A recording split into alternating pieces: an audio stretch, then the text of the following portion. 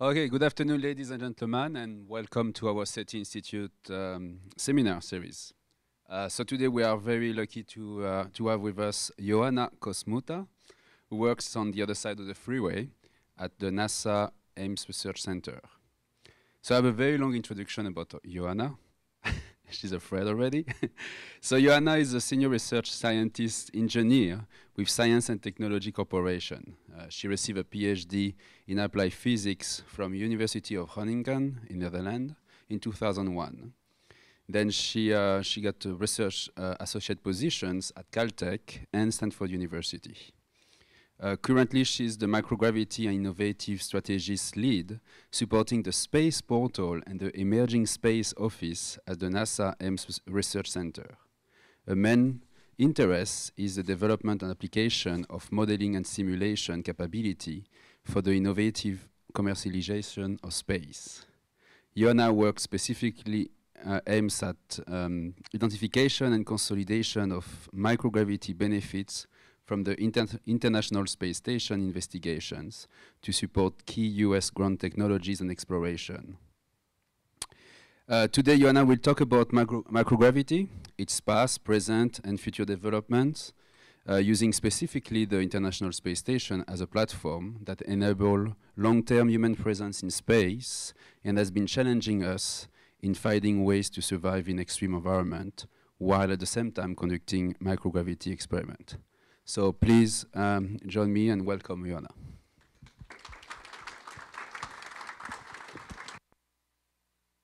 Well, thank you for the introduction.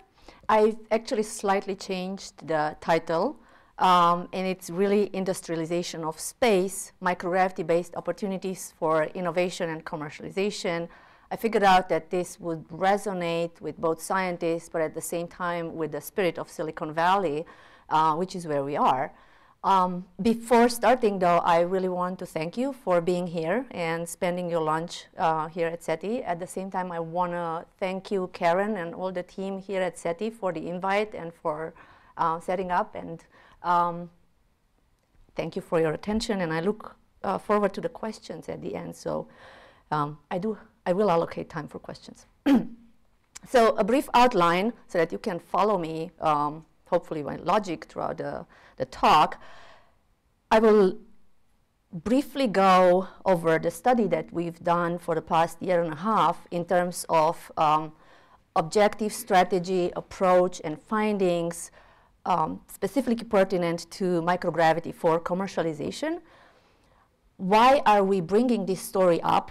So basically, what is the game changer, which is the commercial space? What is the current infrastructure, current commercial providers, business propositions, what's the future of space manufacturing, and what needs still to change, and what's the role of Silicon Valley in the next decade of space station utilization, and at the same time, creation of private orbital platforms. So the objective of our study was basically to assess the potential of microgravity for public benefits and economic growth over the next decade. 4 classes: potential, credibility, accessibility and awareness, and interest. Again, everything is related to microgravity and microgravity for material science and life science. So I'm not talking here at all about human research. In terms of the potential, the questions that we asked are, what are the benefits of microgravity for material and life science? So I'm a physicist, and I wanted to know, well, is there anything there? Because there's still a lot of naysayers that say, everything that we've seen in microgravity is an artifact. So I really wanted to go and do an unbiased, fair broker assessment. How deep is the understanding of the microgravity phenomenon? How can microgravity products or insights affect the state of the art on Earth? So what's the relationship there? Because we always talk about a return on investment of the station. And I think, by definition, that should compare the best product that we could make in space with the best product that we could make on ground, which means we should keep in touch with the advancements on both ends. And what's the value and relevance of microgravity and previous examples in the current landscape of applications? Because the industry has changed over the past decade on ground too. The credibility is, again, how credible are the microgravity-based results, and what I mostly look for is papers and patents that have microgravity as a core subject. What is the current appreciation and value of the microgravity-based applications that have previously returned value to the taxpayers? Are there revenue-generating companies for a microgravity-based product? In terms of accessibility and awareness, who is aware of microgravity and to what extent? And so I basically talked with a lot of PIs, a lot of people from different industries, including the aerospace. So there's three basic areas, three basic target communities: academic, private sector, and aerospace. How structured and accessible is the scientific and commercial value of microgravity? Do we have a one-point access where we can go and search whatever is of interest to us, not only in terms of the science information, but also in terms of commercialization? So I'm really talking about a public, open microgravity database. When challenged by a technical problem, oops, I keep losing the mouse, caused by gravity, do scientists in either academic or the private sectors think of using microgravity to solve it? And the answer is no, most of the time, unfortunately. So I'm giving you a little bit of hints of what I'm going towards. And then the interest. Once people become aware of microgravity, what is their interest in pursuing microgravity-based investigations for new knowledge and product innovation? What would be target areas that would benefit mostly from R&D in microgravity? And what are industry-specific infusion points for microgravity-driven discoveries? In terms of strategy, we looked at commercial microgravity products and potential microgravity benefits and solutions. So these are basically the tools. I've done a lot of online research reviewing. I felt like I was both a researcher on the field and a detective and a scientist and an engineer, trying to make sense and be critical, and at the same time letting the data drive me, which is really, really hard because you have to detach from it and then you have to go back and you have to try to do that fair broker assessment, which means how much of this I put myself into it and can I detach myself, and where does really the data lead me? So that was a back and forth process, pretty hard. I, again, looked on a lot of search engines for scientific literature in material science and life science. I've used the spin-off database, both in NASA and at Air Force, to identify the microgravity products for specific application areas. I've done a lot of interviews, one-on-one interviews with PIs of microgravity investigation. I've had a lot of discussions with industry scientists, chief technologists, and executive officers, and venture capitalists from the private sector. Mostly, I've been working the Silicon Valley ecosystem. And again, summarizing scientific publication patents and spin-offs per application and not per discipline. And I'll get back to that. I've given microgravity seminars at major universities across the US. I've had a lot of one-on-one discussions during these visits with faculty and students of various disciplines, from agriculture to material science to chemistry, chemical engineering. I've done an in-depth examination of promising topic areas, especially comparing and validating against current state of the art on ground. And I've actually intermediated meetings at the space portal where we had technical exchanges amongst experts in microgravity research, PIs, microgravity commercial service provider, and recognized scientists at the cutting edge of terrestrial science. So you have to understand that these meetings had scientists who work the state of the art on ground, which most of the time they weren't aware of the microgravity, and then scientists who do the microgravity experiments. But at the same time, what I brought in executives from companies to assess what's the business value of the science that's being done.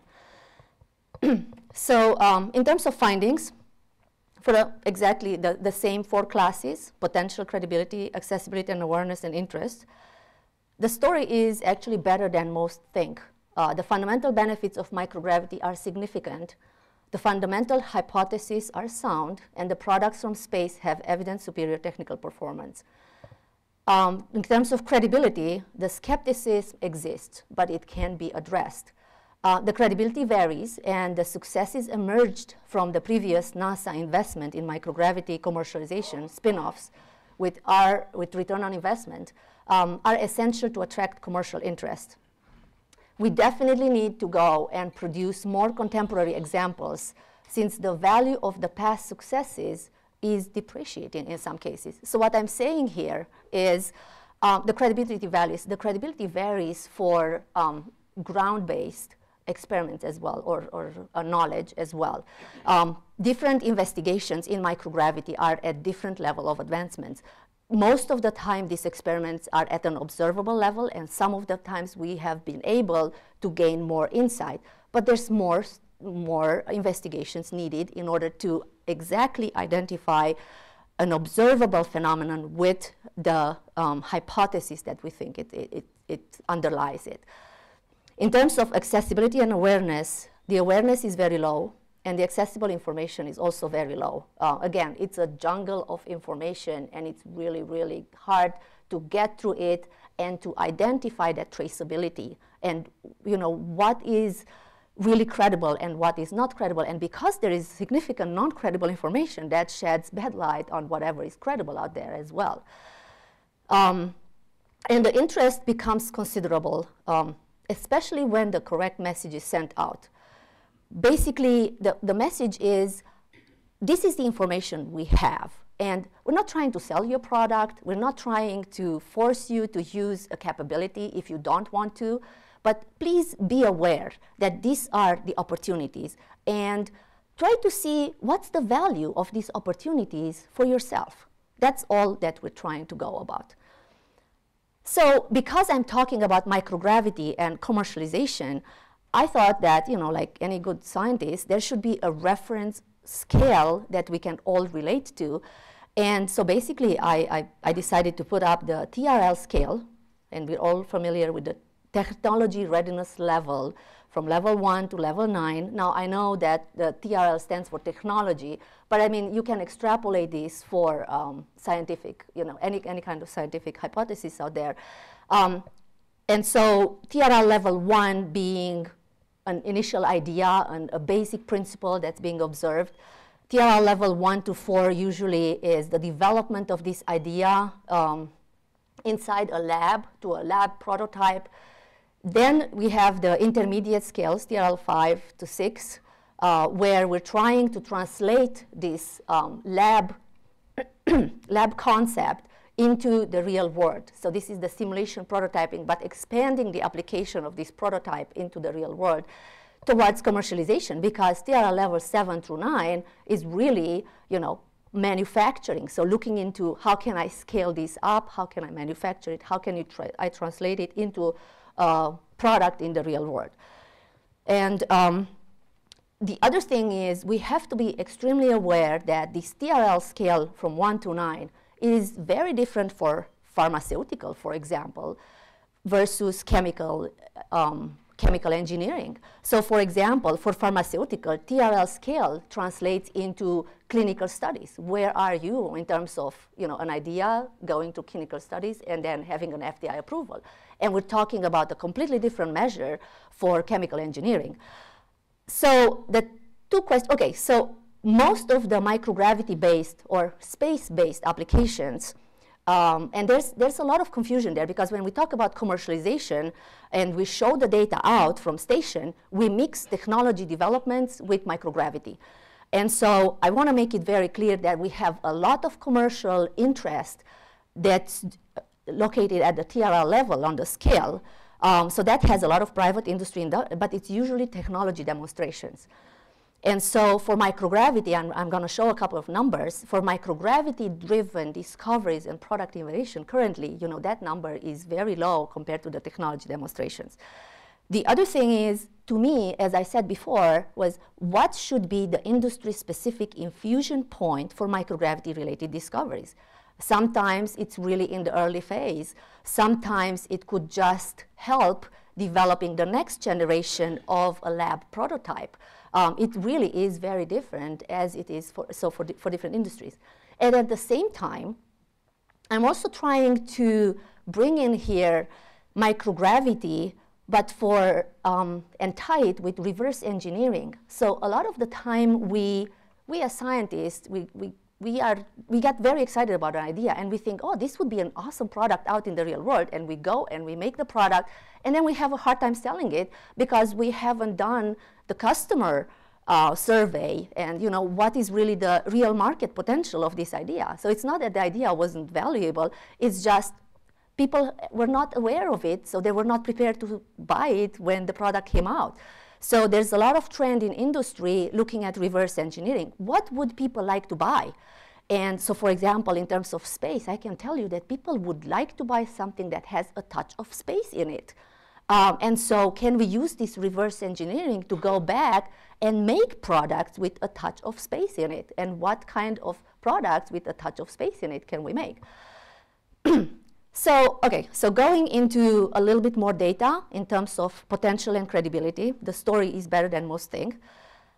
Again, because I'm a physicist and I also have worked in chemistry, here's my definition of microgravity. So I want to set that straight.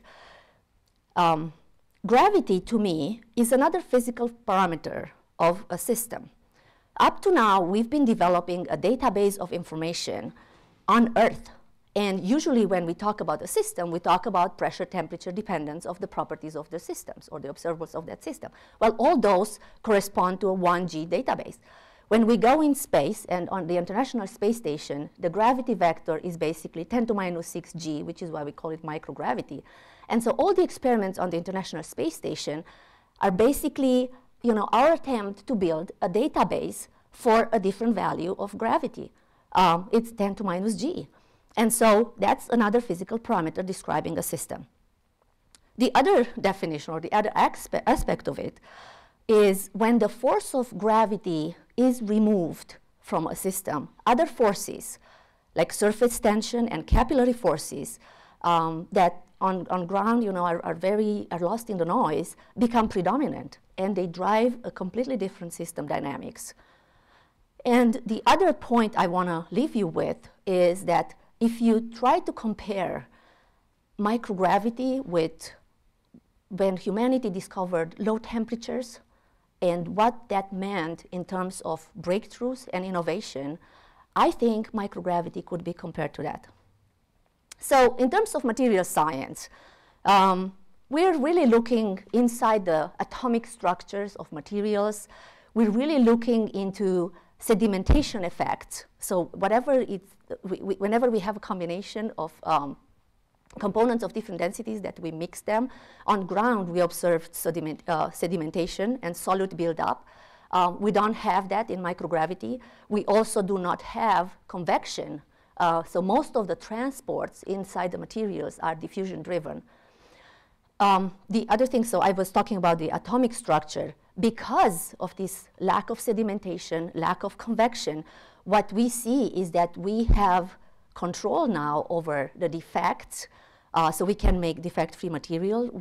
Because usually transport in these systems, when they grow, it's diffusion-driven. They usually tend to be more homogeneous. The growth is more controlled and more symmetric, and that ties directly to the possibility of avoiding and slightly controlling nucleation or singular nucleation. So, and direct example is that we are able to obtain, for example, protein crystals of higher resolution. At the same time, the native equilibrium system, native equilibrium shape is a spherical shape. So that means, and we have on ground levitating technologies, but there's definitely limitations in terms of those. However, in microgravity, we have a native state, and that's free suspension and a perfect spherical shape. We do not have this interface, this touching with each other, and that is actually on ground challenging for a lot of industries when you layer materials and the fact that you have mixing at the interface, it's very challenging. In terms of life science, that's it's a long story, so it was really hard to put it on one slide. But it's very interesting because this is yet another example of how conservative sometimes the scientific community can be towards new breakthrough discoveries. So originally, scientists and biologists and scientists strongly believed that microgravity only would have an impact at a human level. So we would see an accumulation of fluids in the upper part of the body, and whatever it is when you go in microgravity, it's really, mechanistic and systemic. But there was absolutely no belief that microgravity could affect changes at molecular level. And so that picture actually has changed. The response to gravity is still very complex. So there's a response, but then there's also a microgravity component that underlies fundamental molecular mechanisms at cellular level. And we do not have a full, thorough understanding of that, but we do have a lot of data and observables from it. Commercial biosciences and pharmaceutical companies actually have flown experiments in space since the 1980s. And we have seen, and I have, I definitely, if you're interested, at the end of the talk or later on, you can contact me, and I have Excel spreadsheets, with papers in all these areas. So aging in space is much faster, and it's being currently used to understand the molecular mechanism of aging. You can look at salmonella and microbiology. You can also look at genetic expressions of different organisms and microorganisms. So in terms of the data, and this is a chart I borrowed from NASA. This is microgravity-related patents, number of patents. It shows a 30-year growth trend from 1981 to 2011, and you can really see that the number has steadily increased over the years, and it's significant. So these are just microgravity-based patents that are out there. The other thing is going back to the number that I said before, okay, how much are we really using commercial partners right now to do microgravity experiments on station? I want you to focus on these red lines. I will give you a broad view of what this chart is about. So it's basically the expeditions that I looked at. So I have the information from the ISS database. It's between 2012 and 2015. So these are projected numbers, which is why you see them shaded. And we usually look at the type of experiments that we do on station based on, again, discipline, human research, biology, biotech, education, technology development, earth and space sciences, and physical sciences. I think one thing that needs to change is that we need to show the microgravity-based results based on application area. So how much of microgravity has impacted cancer research, how much of microgravity has impacted pharmaceuticals, how much of microgravity has impacted lithography, materials, new materials, zeolite crystals, catalysts, and so on. So we really need that paradigm shift. So that's one thing. I don't think we really show these numbers. These numbers would carry a completely different weight if we would change the way we show them. And the other thing is, again, I've counted, according to my measure, what's the number of investigations that use microgravity for commercial development. And so you see it's currently 3 to, again, 21 includes the tech development. The real number are 2, 3, 4. So really, we don't have a lot of current investigations driven by the public sector that use microgravity for product innovation. So let me give you examples, and I won't go into the detail. I'm just going to list you and highlight a few, and I have a movie. So, I cannot bring you here a PI to talk about this, but I have a movie that talks about one of them, and I really would appreciate your attention on that. So let me go to this. These are high TRL examples. So remember the commercialization scale that I put up. I'm going to show you examples on the high TRL that, again, are microgravity based, and then mid TRL, and then low TRL. So high TRL examples, space beads. Probably, a lot of you have heard that we do have a standard, the National Institute for Standard and Technology. It's called SRM 1965. It was made on the shuttle. What it consists of are polystyrene spheres of 10 microns in diameter. And you can see here the ground product versus the space product. And the superiority of the product in space originates from the sphericity and from the narrowness of the size distribution and the rigidity.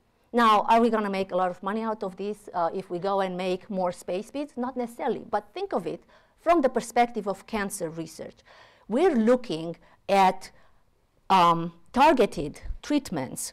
And so we know that targeted treatments, where we need to deliver chemicals directly into tumors, and so these targeted treatments, they need sphericity, high sphericity, and very narrow particle distributions, because whenever you deviate from this sphericity, you have a lot of side effects. So I'm just going to leave you with that. Another example is bulk metallic glasses. This is a company called Liquid Metal operating in South California.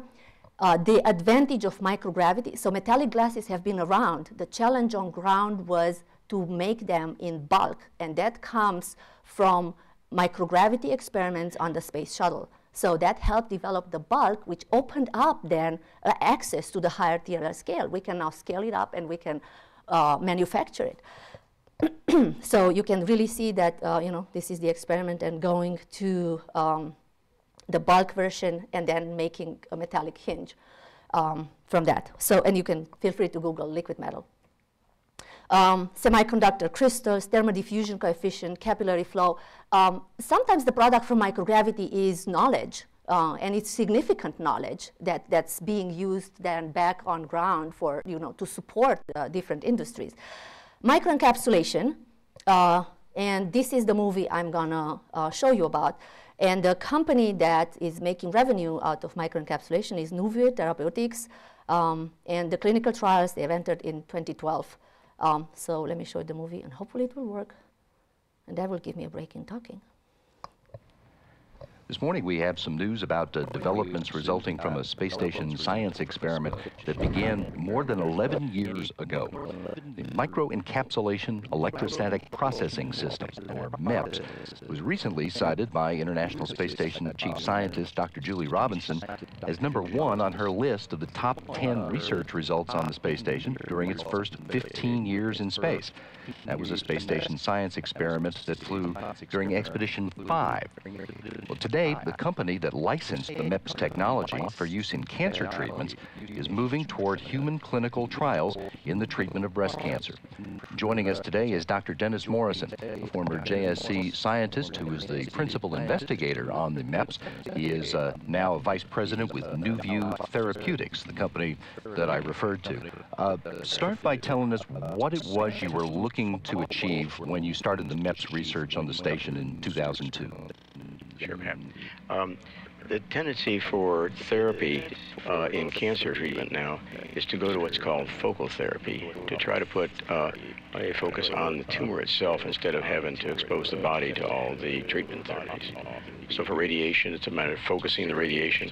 For chemotherapy, it's techniques to be able to deliver the chemotherapy drugs directly into the tumor instead of having to give so much all systemically. Our approach to this was to make liquid-filled microballoons. These are like a children's water balloon full of anti-cancer drug and a contrast agent so that you can actually visualize them in real time as they're being deposited in the tumor. And then the outside skin, rather than being a rubber component, is made of biocompatible polymers that lets the drug slowly be released or slowly disintegrates over time so it disappears after a while. A release system. Exactly. So the approach was to make these unique microballoons in precisely the right kind of quality conditions. The difficulty is that the way we elected to make them, the different liquids, 3 different liquids, are different densities. So on Earth, they stratify into layers. As a result, it's hard to get them to come together to form little microballoons and form a skin in the right proportions. When we go to microgravity, surface tension takes over and all liquids go spherical. So it makes it much easier to put a sphere with another sphere and form a skin around the outside. And the trick is to be able to learn how to control those conditions so that eventually we can make them on Earth. And that was what the space experiments did. And in the space station, that was the definitive experiments when we did 8 experiments encapsulating 7 different kinds of drugs and a genetically engineered DNA. We even have a picture that we can show of what that looks like. Yes. On the left are microcapsules that were formed in space containing a photodynamic therapy drug. This is a drug that is activated after it's been absorbed by tumor cells. On the right is an example with the fluorescence showing that those microcapsules are full of the and evenly distributed of the anti-cancer drug contained inside. Now, it's one thing to be able to make that in space. I guess the next step is how do you make it on Earth and make enough of it so that it can be useful? Yes, and the trick was we had to learn how to control the conditions to bring these different liquids phases into interaction where they spontaneously would form the capsule. And the microgravity experiments with a variety of different conditions and real-time video of the capsules being formed in the MEPS device gave us the information to be able to develop a system called the pulse flow microcapsule system that we use on the ground now today, and we no longer have to go to space in order to be able to make the capsules with the right proportions of content and in large quantities. Enough so that they would, you can do experiments and find out just how they work. That's true, and that led us to the capabilities to be able to explore several different applications for commercial use, and we did studies with the microcapsules that were made and now made on the ground to be able to treat human prostate and human lung tumors in animals to define the dose, the quantity, and the sequence of how often you need to give these capsules, because they actually act as a sustained release form, releasing the drug over a period of 10 to 12 days.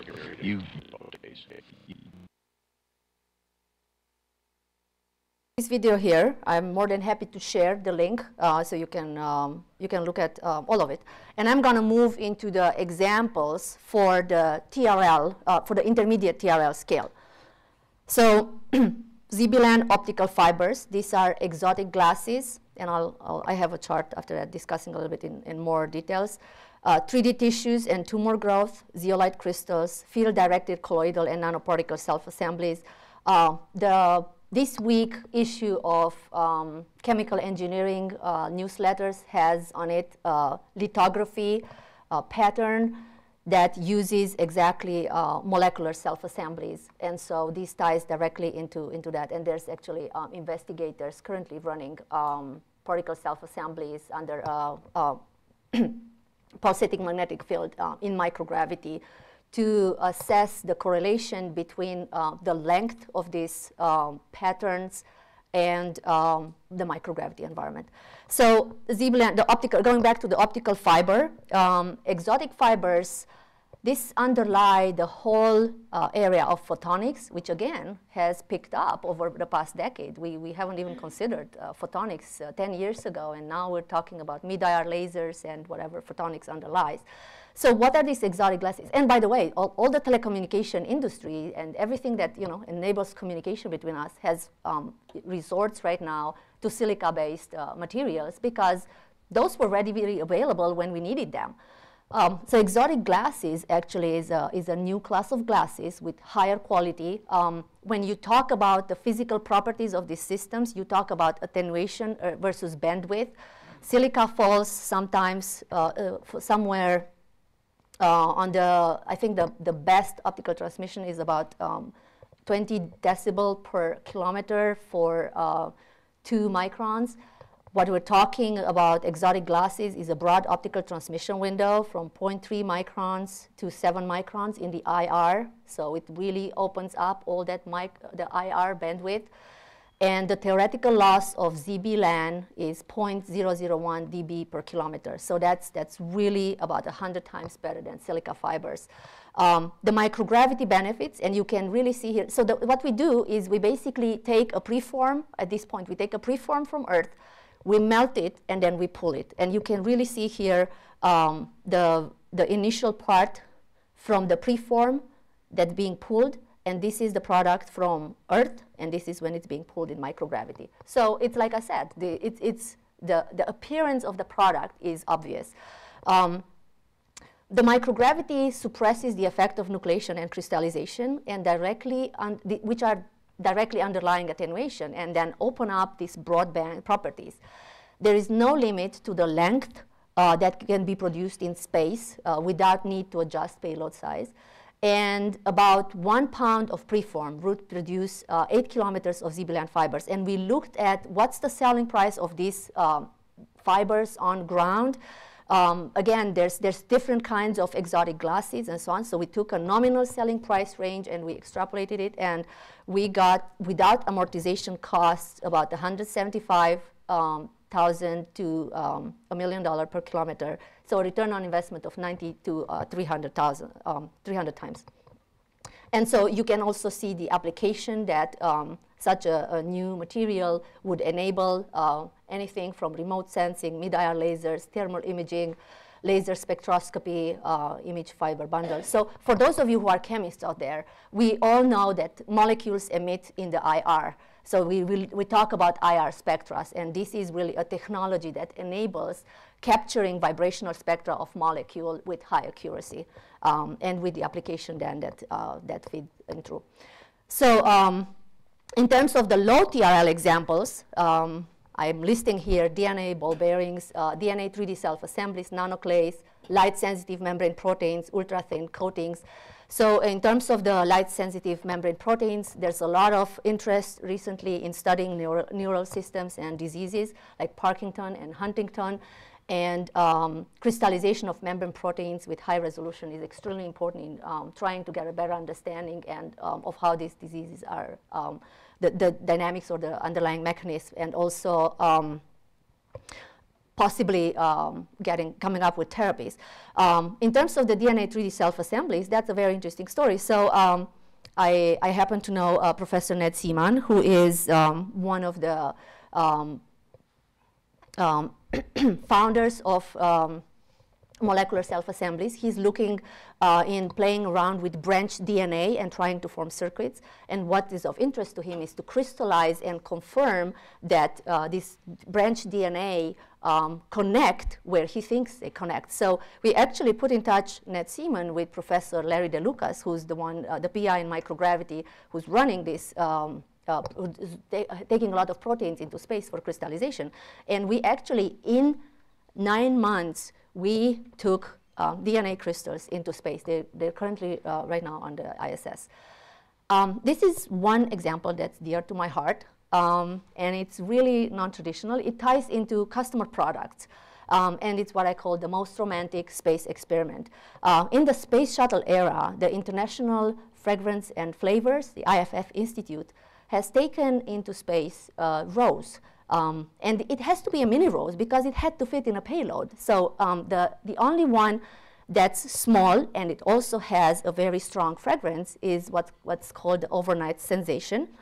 And the question was, how do roses smell in space, and how do things change different in space, and understanding the biology. So it's not only what, the smell, but in understanding the biology. On ground, in the perfume world, there is this live gathering or live collection of fragrances, and that's being done using a needle. So look at the beauty of technology and life system coming together, where you have a silica fiber coated with a spatial coating to increase adherence of scent molecules. So basically what happened is the plant had buds on it, and it was taken into space, and those buds didn't fall off the plant. I mean, that's pretty impressive, right? Because it's not usual that before you take your sample to the lab, you really shake it hard to get there, right? So that was impressive. I mean, those buds didn't fall off. And when they started to open in space, the headset came on, and there was sampling over 24 hours, and those needles were then brought back on Earth. So you can see the spectrum of the space rose versus the Earth rose. There are 200 different compounds newly created in the space rose, and I really want to, I can point you to the paper, definitely. The same rose was on ground taken in the payload and sampled, and then the payload with the rose taken in space. So it was done, the experiment was done systematically. Every sampling of the rose was different. The production of the main rose smell constituents increased in space. and so citronelle oil, geraniol oil, and methylgeranate. And the fragrance of rose in microgravity was pleasant. And let's talk about the earth perfumes. What happened to that? So a little bit about the industry of perfumes. There's natural scents and synthetic scents. And you can see right now the way the perfume world operates, it really builds on this scale. So these are the strong underlying scents on which you come and you put a new touch. So the core odors, they vary again from citrus to woody, and the identification of it really relies on the nose of professionally trained perfumers. And then you have the natural scents and the synthetic scents, and the synthetic scents are very uniform, clear, very linear, and the natural scents are very strong, complex, and generous. And there's a crave in the industry for bringing new scents. And so what happened to the sampling that we've done in space, the IFF made a synthetical copy of that spectrum, and that was included in the 2007 version of the Zen perfume by Shiseido, and you can see here the product. So another thing that I want to leave you with is I'd like to compare actually microgravity with nanotechnology. So we have, when people working in nanotechnology, they know that the topics are basically limitless, and so are the applications. And so microgravity has basically the same breadth as nanotechnology. So what's the game changer? Why are we talking about these things again? The main game changer is commercial cargo and crew, and these enable competitive cost access to orbit, a new perspective. We're looking at the new perspective on the commercial value of the ISS, and we're also talking about an increased frequency of flight, very different than from the shuttle era. And so I have another short movie, and thank you SpaceX for enabling this new success.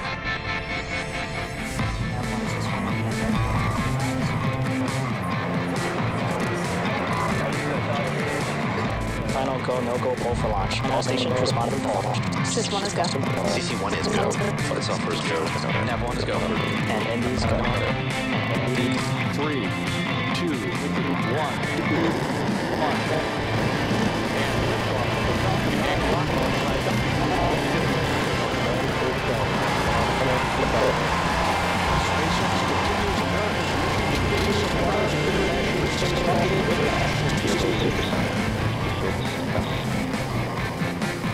State separation confirmed. Impact condition confirmed.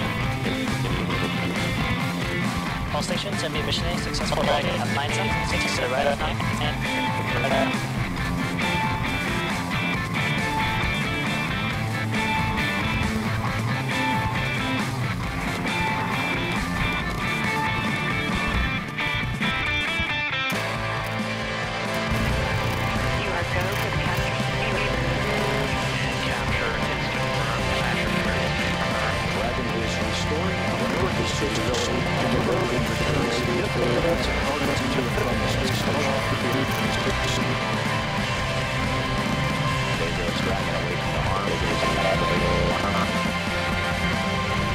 Confirm visual on splash now.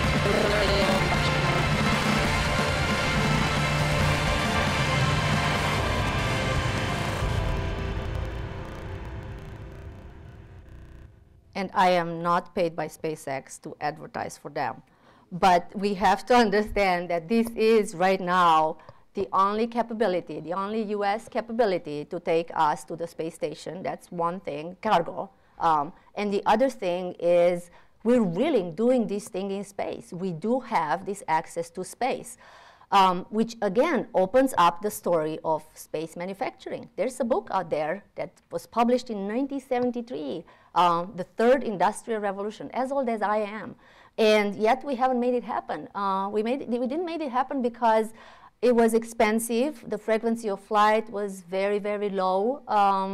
And that was the nature of the business at that time. We've evolved. Luckily, we've evolved. And so we're looking again into the innovation potential of microgravity investigation, which is tremendous, and so is the market potential. And again, achieving that low cost and frequent space transportation was critical. So here's the current transportation infrastructure to the low Earth orbit.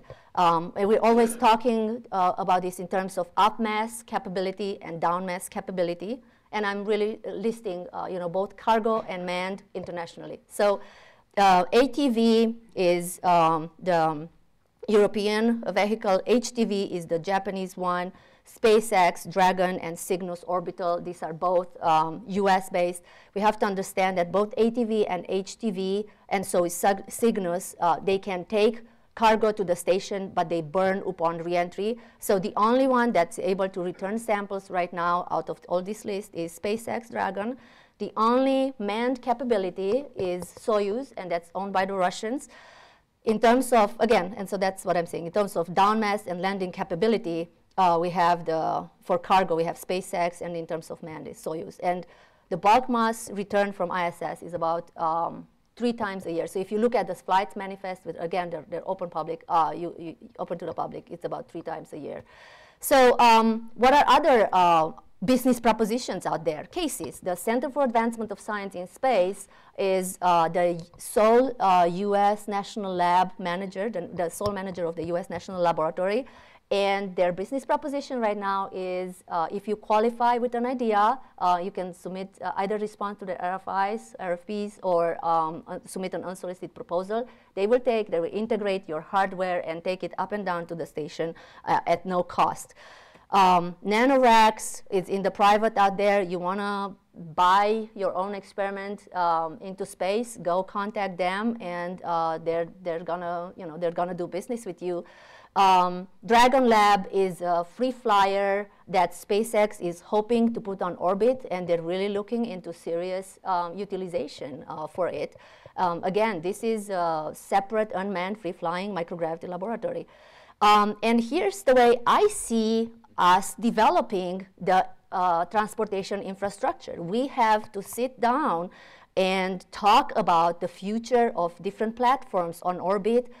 We have to integrate the role of suborbital capabilities that are also being worked. Blue Origin is out there, XCOR is out there, and at the same time increase the crew transportation capabilities, but also talk about a frequent sample return capability from the space station, and that really has to come out in correlation with the demand on the commercial side. So going back to the metric before, awareness, accessibility, and interest, as I said, this is another component. If we want to make this happen, we have to understand that the unawareness is large. So just sitting there and thinking we have this awesome laboratory on orbit and people are just going to come, it's really not going to happen. We have to go and reach out and talk to people and increase their awareness, and again, tell them this is what we've done, this is what we can do, and what's the value of it to you. The interest is considerable, and definitely a better structured information is desired. So, and I have a couple of charts that really support this, and the charts will be available. I really cannot stress enough how important it is to have a collaborative dialogue with both the industry and the academia, which means we have to sit down at the table and listen on both sides what the interests are, and try to find a common ground and engage in an open, honest dialogue. And what is the role of Silicon Valley in the next 10 years of the International Space Station operation and beyond, right, an orbital platform? And this is, again, my take. I'm sure that you can come up with more suggestions, and I'm hoping to hear that, actually. I think we should apply the culture of Silicon Valley to stimulate microgravity commercialization, create startups that use microgravity for new product innovation, set up a microgravity incubator and accelerator program, use the high-tech IT capabilities and tools in the Valley to build that one-stop access point for microgravity-related R&D and commercialization. We really need a database that would put all this information together, would be dynamically updated, and would provide fast search and traceability to previous examples, and create a collaborative environment in the Valley between private companies, universities, and government to help privatization of microgravity. I think this is just a conversion issue between Mac and PC. And the other thing is, we need to think about the new generation. So I've talked with a lot of students. The aerospace departments that we have right now are more aero and less space. So who's training the next generation of researcher on both that could be used both in the R&D departments for in the private sector as well as at universities? So we need to create that push and pull between academics, industry, and have government support this effort. But it has to be led from the outside. Thank you for your attention. Thank you for the Space Portal and the Emerging Space Office. Dr. Daniel Rasky, he's an awesome boss. Lynn Harper, my awesome colleagues, Lynn Harper, Mark Newfield, Bruce Pittman, and Alex McDonald. Thank you to the Silicon Valley consultants that we work here, Petra Shakur, Steve Rubin, Todd Mayers, the Plug and Play Center. And we are really working with cases here in the Bay Area to, again, to increase awareness and work the ecosystem. And I want to leave you with a message. I hope that we can all care about a better future for life. And very different futures are actually available to those who thrive beyond their planet of origin versus those whose destinies are constrained to a single word. And thank you for your attention.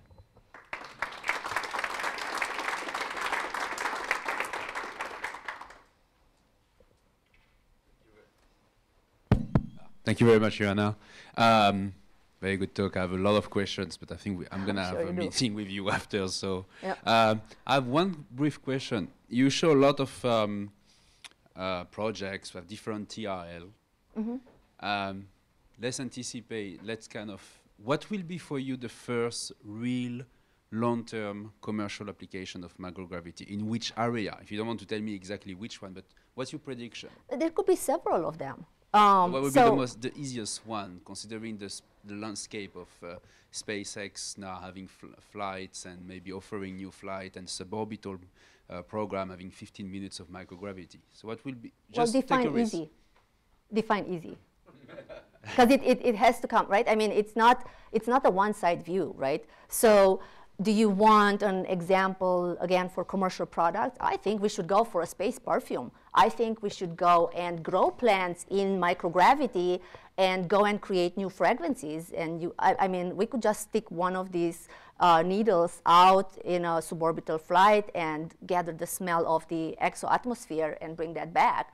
I mean, I've been talking to a couple of people in the perfume industry, and they said that there was an artist who came up with a synthetic version of what he thinks space smells like, and that product sold like crazy. So how about if we bring the real space? And we can go and gather that from different planets, right? We can make a Mars perfume, we can make a Moon perfume. Why not? I mean, yeah, it's, I knew I should have asked. It was a good question, I knew it. Oh, by the way, so I gave a keynote talk in Saudi Arabia 2 weeks ago. The KAUST Institute there has an industry engagement annual event. And Saudis are really crazy about perfumes, and it really, I mean, I gave these samples, and by the time we came back of the Zen Shishido, by the time it came back, it was empty. So everybody used a little bit of it. So, I mean, a touch of space makes magic. Now, talking about more solid, I think we should definitely pursue the cancer therapies and the pharmaceutical 3D tissue growth. That's really serious. We should really seriously look into that and engage a lot of the ground companies. I think we should engage all companies in terms of doing research. I mean, I've mentioned the thermodiffusion database. There's a lot of interest in terms of oil extraction, in understanding exactly how transport takes place in different binary mixtures. And one thing that we could take probably on a suborbital first is, a couple of long pipes and study diffusion-based mechanisms underlying the transport before we overlap convection onto it. Another thing is, again, like I mentioned, lithography and the molecular or binary colloids or molecular combinations that underlie lithography, and what it means in terms of light-matter interaction. So systems that use light-matter interaction, photovoltaics, for example. Yeah. Okay. We have one question over there. Thanks. I noticed that your presentation is very oriented around ISS, which is great because you've got people on board. There are some disadvantages. The launch rates to ISS are pretty low, and you know, you've got to have a big chunk of cargo all ready to go before you actually take off. And I know that SpaceX and Orbital and so on, they're going to increase their launch rates. I have every faith. But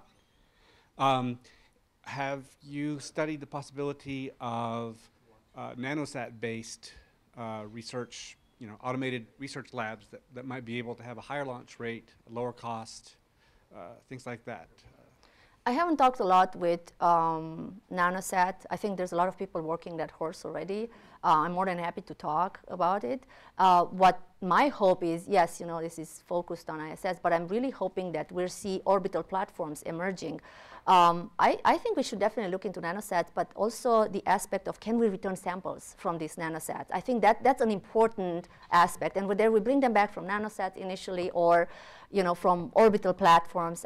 Again, that's why we need to sit down and see how do we integrate all these different capabilities and what are the pros and cons for every single one of them, right? I mean, suborbital, we do parabolic flights, right? We have 5 parabolas of 20 seconds of microgravity on top of it. It's been used to calibrate payloads because it's cheap, right? But there's definitely a limitation. Can you pull a long fiber? No, you can't. If you go to 3 to 5 minutes of microgravity for suborbital, is that enough? No, it's still not enough. That you still need to go and do it on orbit. But there's like the needle of or gathering, you know, volatiles from space. We can do that on suborbital. That one comes back. Now, I don't know, with the nanosatellites, again, you know, what's the option of bringing stuff back from a nanosatellite? So there's several, you know, criteria that if we sit down and we brainstorm, I think we can come up and put an integrated vision of the different things and how can they fall together, you know, for long-term sustainable. I mean, my hope is that we will achieve at some point space manufacturing where it makes sense. Hi. Yeah. You had a slide about the medical effects and the effects on biological systems. And you noted that it's very complex how microgravity affects systems from the microscopic all the way to the large scale. And I was wondering if over the course of these decades of experiments we've been doing, we've been moving towards a model, a predictive model of how microgravity affects biological systems. So I have seen, first of all, I am not the best person to give you details on that. I have seen review papers that, you know, in sub-areas that are trying to use, okay, here's some experiments, here's some models, and so on. And I'm more than happy to send you what I have. So just feel free to send me an email, and yeah. But yeah, I'm not a specialist in that area, so I don't want to say anything that's incorrect. But I've seen papers on that, so, and review papers in different areas. Okay, sorry.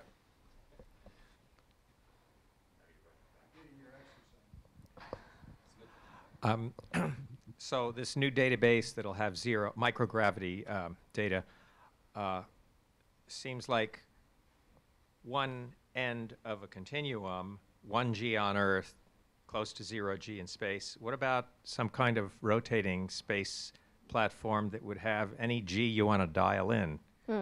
Like the rotating wall vessel that we've developed on ground, and then we take it in microgravity. But now you're talking about the whole orbital platform that would circle around? Yes, like Werner von Braun's concept in the 50s.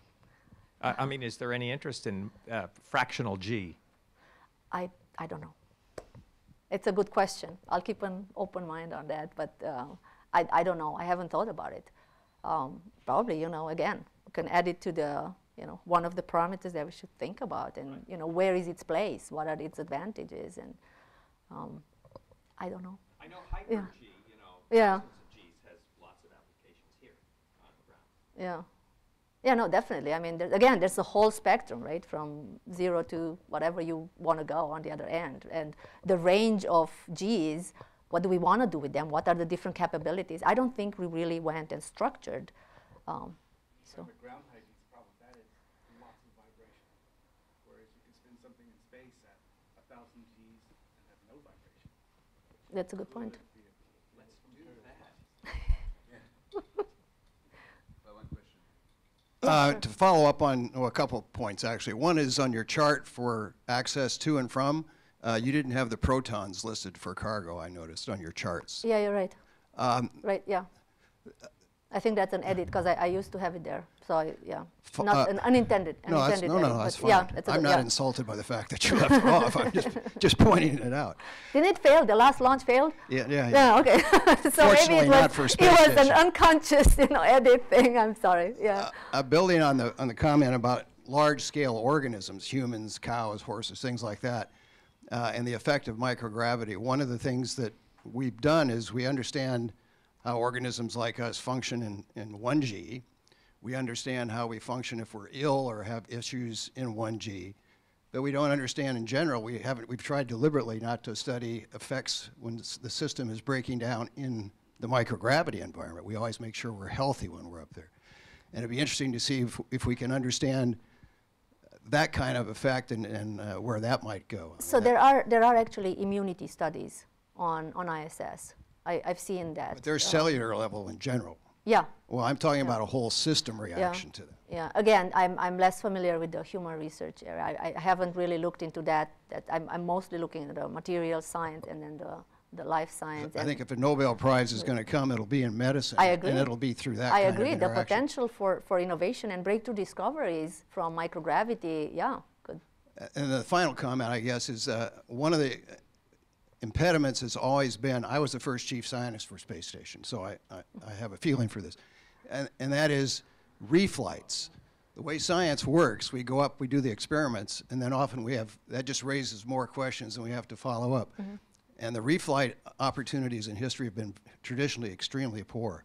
Yeah. So I think until we can really get that aspect of it so it more emulates what we do on the ground in laboratories, so it'll be a slow process. I agree. Especially at the low TRL levels. And that's cases, but you see, here's the other thing. If we really want to make the best out of microgravity, and then we should compare also the resources that we put towards it, the serious resources that we put towards it. And if you look at the annual budget that we put in microgravity, I mean, it's about 250 million.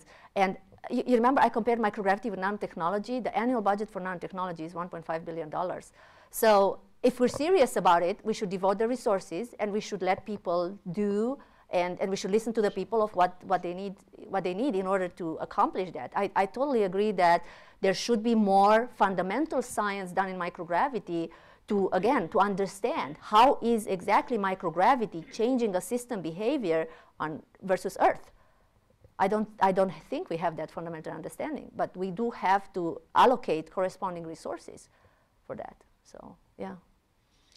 Okay, so we have a special announcement now by Peter Jeninsken. It's not related to your talk, but... Thank you. Yeah, Ioana is all about creating opportunities. I have to thank Ioana because she made it possible for me to go to Chelyabinsk, ultimately by inviting me to come to a meeting.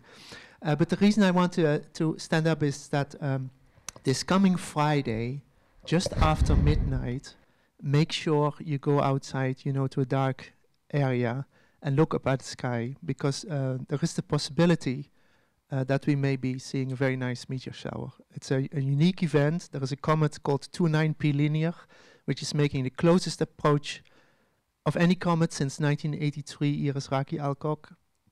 And it turns out that if the comet was active in the 19th century, dust will be in Earth's path, and we may be treated for a nice shower. So more information, meteor.seti.org.